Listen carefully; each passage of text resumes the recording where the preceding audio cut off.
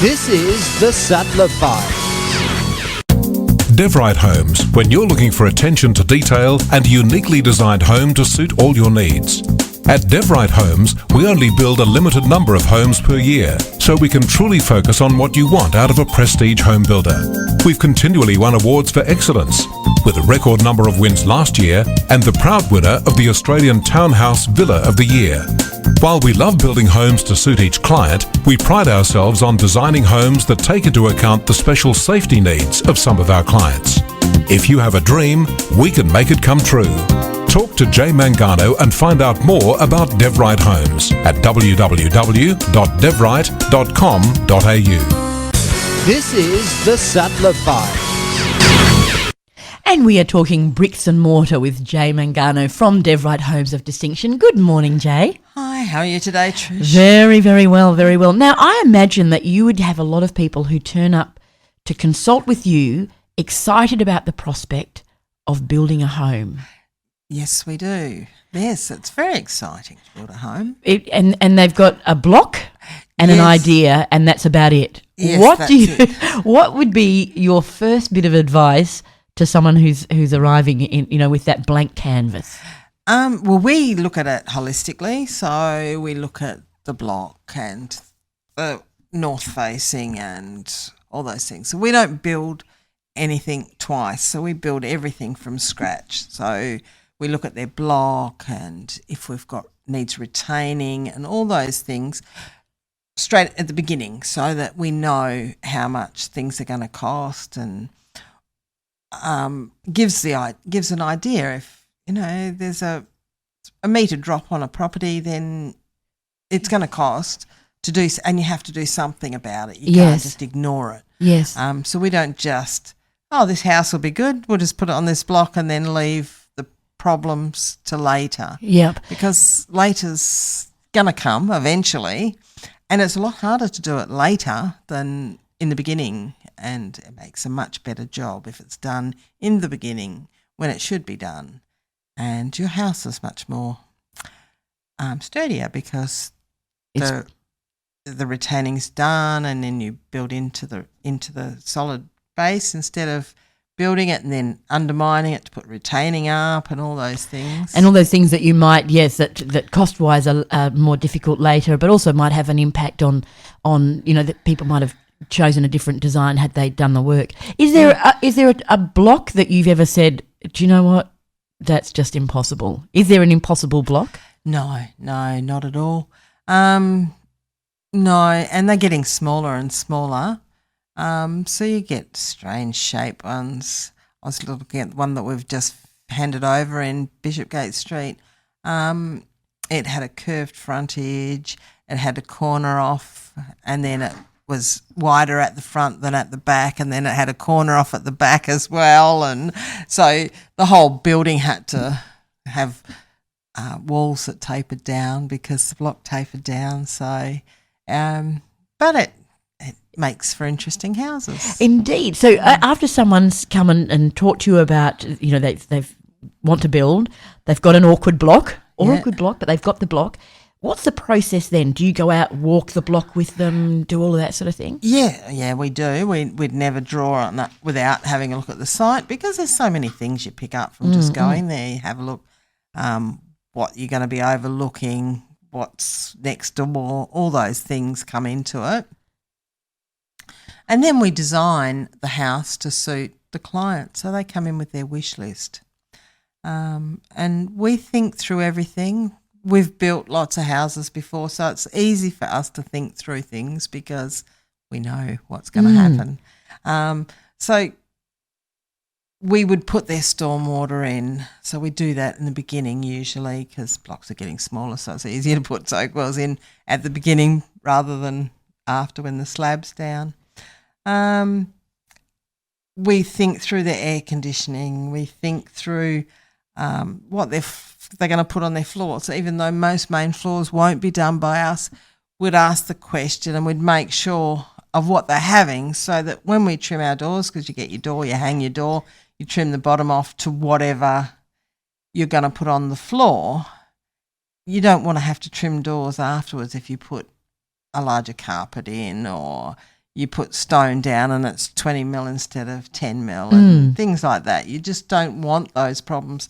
So if you think about them when you're building, it doesn't cost any more to cut the door down an extra 10 mil. Yeah. But it does afterwards if you've got to get someone to come back and take the door off and trim it down a bit, or have shag pile carpet and the door drags on the carpet and wears it out. So all these things have to be thought through as you're building, where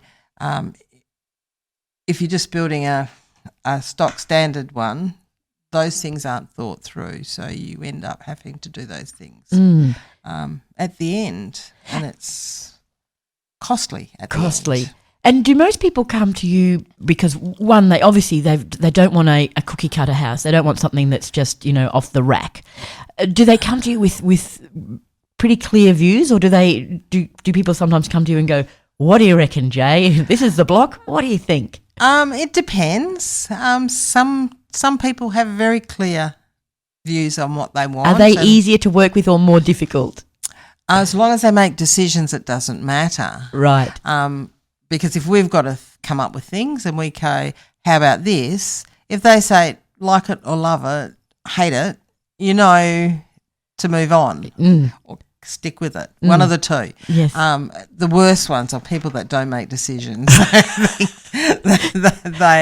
You've got to make decisions when you're doing it. Yes. It's costly not to make decisions because there's delays and all those things. Are you there sometimes going, just pick a tap and be done with it? Yeah, it's a tap. Just pick it. And people get hung up on the strangest things. One house we built, he wanted the glass in the front door to be the same as the glass in his showers. And you go, who's ever going to see them?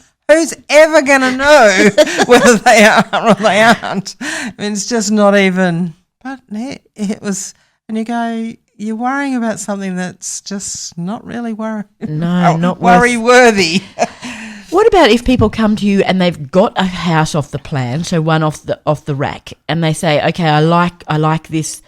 Can you do a version of this?" Do you rework plans like that? Is that harder than just starting from fresh? It's usually easier to start from scratch. You start messing with things, it just gets messy. So we would start from scratch. If people bring us other people's plans, we wouldn't even go there. Right. So is there a copyright thing with that? Yes. So you can't build other people's plans, so they have copyright on those plans. So if someone walks in with, and you can tell if they've done it usually because they've cut the name off the bottom of the plan or something, and you go, who drew this house? And you go, no, we can't do that. But people once they've seen something. A lot of times some people can't visualise, so once they've seen it in bricks and mortar, they like that house and they go, but, can't you build? No, we can't. It can't. Right. Because it belongs to somebody else. Yes, no, that makes sense, doesn't it? But if they took you for a walkthrough of a place and said, look, this is basically, I love this place, I love the way the light works and I love the way it lays out on the block and whatever. Can you do a version of that, like an interpretation of that? Or is that tricky? There's only so many ways you can put bricks. I mean, I guess the blocks are getting smaller and smaller, and you've all got to have the same rooms, and you've got to have a kitchen. So if you went into the 3x2s that are out on a quarter acre block, put 3 on it, and you walk in a passage. There'll be a lounge on one side and a master bedroom on the other. You'll walk through, and there'll be a family room in the other 2 bedrooms. Yeah, I mean, there is only so many ways you can do it, but it's how smart you can be with setting those up and making them look different. Yeah, see, that's where it would be so exciting because, as you say, most houses, and especially, a lot of the modern homes being built and to make them affordable and so on, just, roll out those plans and they fit any block and fit any family pretty well. But it must get it must be much more exciting to go, let's create something that's different. Oh, yes, it is much more exciting, and you've got more leeway, and you can have your own touches on everything and all those things. Would someone be able to walk into a house and go, this is a Jay Mangano, I can tell this is a Dev Wright Homes of distinction? Do you think you've got a stamp like that? No, not so much. Our houses all look pretty good. Yeah, I would imagine. Yeah. No, I don't think we've got a particular style, but yeah, I know what you mean. You do drive past some houses and you go, oh, I know who built that one and I know who built that one. Yeah. What about things that people might not, they might think, oh, I want the room looking out here and I want this sort of a vibe and that sort of a feel. But there's also lots of other things that I'm sure you would put up to them, all the inbuilt stuff, all the stuff that you don't necessarily see. What are some of the things people should consider there? With security obviously is a big one. You've got to consider your security straight up. So a lot of the window manufacturers now have their own security screens that come with them, and then you've got your inbuilt security systems. And what's in an inbuilt security system? So it's wired into the house. So and what, CCTV or just alarms? You can do CCTV. That's becoming more popular. We've just done one just recently with CCTV. Yeah, the more crime goes up, I guess, the more it's going to be that people do CCTV. Yeah. But just alarms, things like that, keypad entry, keyless entries and things, or keyless, are we at that sort of stage yet? Yeah. We do. We have got keyless entries and things, but they're not the mainstream yet. We're doing one in Netherlands that's going to have all keypad entries. More pins to remember, yeah. He's got kids coming home from school, so it's just, they will never lose their key because they won't have one to lose. And a lot of people are living now with other people. Two families living together. Oh, is that right? So shared spaces and so on. Yeah, or multi-generational living, so they've got the kids that never leave home. The kids that never leave home, Gotcha. or the parents that come back home. And I mean, I had an Asian girl in there with me the other day, and she says, "Oh, because of my culture." I said, "No, it's not. It's not like it's everyone now. Everyone does it. Right? It's not." Everyone thinks about doing it because nursing homes are hard to get. They're expensive. So people are just looking at other options now. I think that's fantastic because in a way, you could, share the costs. And if you design a place that still allows you to have separate lives but, shared lives, that's the secret, isn't it? So that you're not all on top of each other. I think that's I'm excited about that. I'm going to speak to my sons after I'm sure they'll love that. We've got one in Mount Lawley we're doing at the moment, and it's one home, and it could always be sold as one home because it is one home, but it has two complete different sections. Right. So the parents are going to live downstairs, and they've got 2 bedrooms and a study and just a living area and a kitchen and a laundry. And upstairs there's 2 bedrooms, a kitchen, a laundry. So there is a door that separates them, but so they can keep an eye on them. All those things that go with they're there but they're not there. They are totally separate. That is such a fantastic idea because one of the things I've always thought seemed to be this doubling up of everything and resources. And you've got all these single people living in homes and they're using up all the resources that it takes for that. And also we have people who are, lonely or families that, can't share the burden and so on. If we could, as a culture, sort of start thinking, let's change that. Let's not have all the nursing homes as such or mum and dad having to go and downsize and just move away. Put them all together. Come up with a way that we can all live happily ever after together, Jay. Yes, but we need governments to realise that that's what's happening too. Because they need to change their rules too. They need to think that that's what's happening. We need to make allowances for it. Right. And so what, in terms of where does the government intersect with that philosophy? Well, the one in Mount Lawley, they didn't like it because they had 2 kitchens. You're going to have 2 families living here. Well, yes, we are technically, but they're not. It's it's one house. Right. If it gets sold, it will get sold as one house. But they're seeing illegal sort of renting it out and subletting and or whatever. And yeah, but it's not like that. Most houses now you'll find that they've thought about having someone else living in it as well. Yes. The one in Nedlands, they've got one at the front for the younger people or the older people at the The front older and the people, young ones around at the back.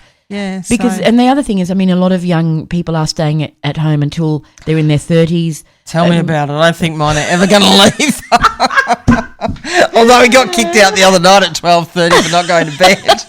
But it's true, isn't it? I know. They just don't leave home. So if it's going to be, at least let's make it so that we can all live under the one roof but live separately. Yeah. I think that's brilliant. That is so brilliant. Come and go as you please. Yeah, have your own entrance so we don't have to worry.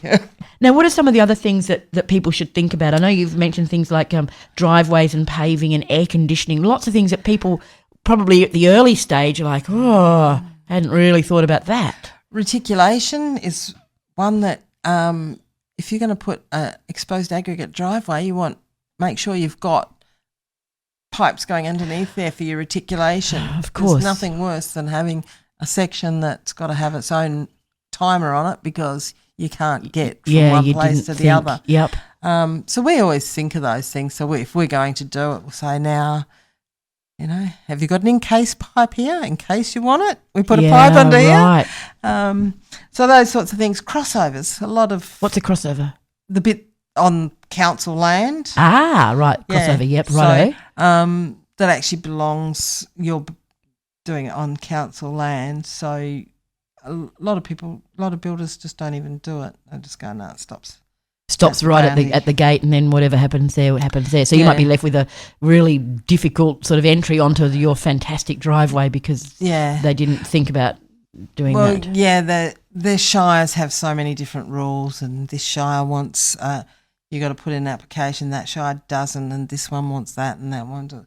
So a lot of times it's just easier just to go do it yourself because but we work out what we need to do and we do it because that's what we do. That's what you do. Now, I reckon even before people look at the block, they should come to you and go, okay, which shires are a total nightmare?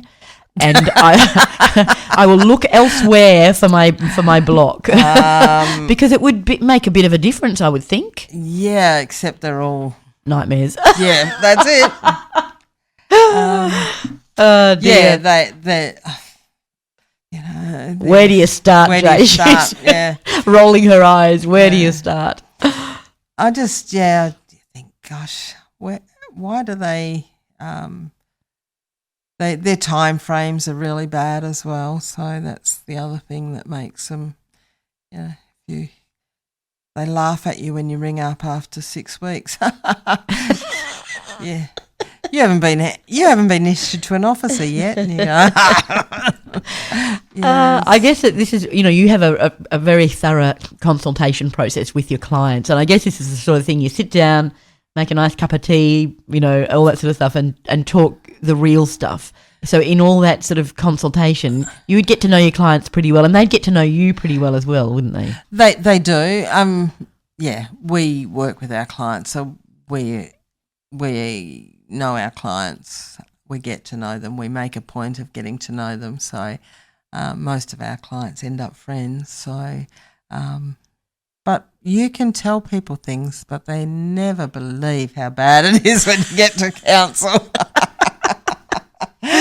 They are just, hard to deal with. Well, Jay, is there anything else that you think people should know? If they're listening to this and thinking, like I'm about to, start looking for a block, I'm going to start this whole project to build my dream home. Is there anything else that you think before you do any of that, remember this? Always check where north is because that's what you want. Every day. Get out there and check where north make sure it's in the same place as you left it. Right. Okay. North is, we design all our houses to face north so they get the winter sun and all those things. So you can't change where north is. So you've got to change how you're going to live in your house or design your house. So if north is at the front of your house, you know that it's probably not going to be the best environmentally, but you just change how you live or how you design it to make the most of the northern sun. So those sorts of things. Retaining, look at your block, and you can usually see if it's falling away drastically, you know it's going to cost money for retaining, stepping your house or doing something. Clay is a big one. Out near Armadale, Gosnells Way, that's all clay. Up in the hills is all clay. And that adds to the cost of the house because of the footings you need, and you've got to dig it out. You can't build on clay. You've got to dig it out and have 600 mil of sand. So that's all cost that doesn't go into your house, but it is a cost that you have to bear.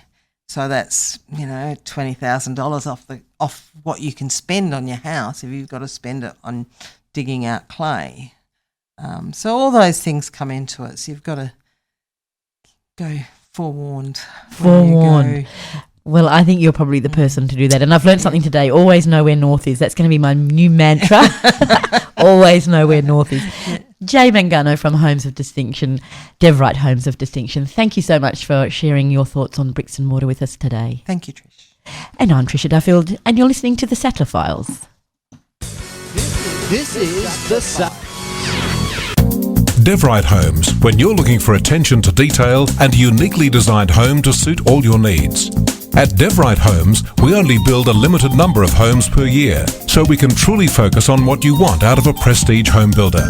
We've continually won awards for excellence, with a record number of wins last year and the proud winner of the Australian Townhouse Villa of the Year. While we love building homes to suit each client, we pride ourselves on designing homes that take into account the special safety needs of some of our clients. If you have a dream, we can make it come true. Talk to Jay Mangano and find out more about Dev Wright Homes at www.devwright.com.au. This is the Sattler Files.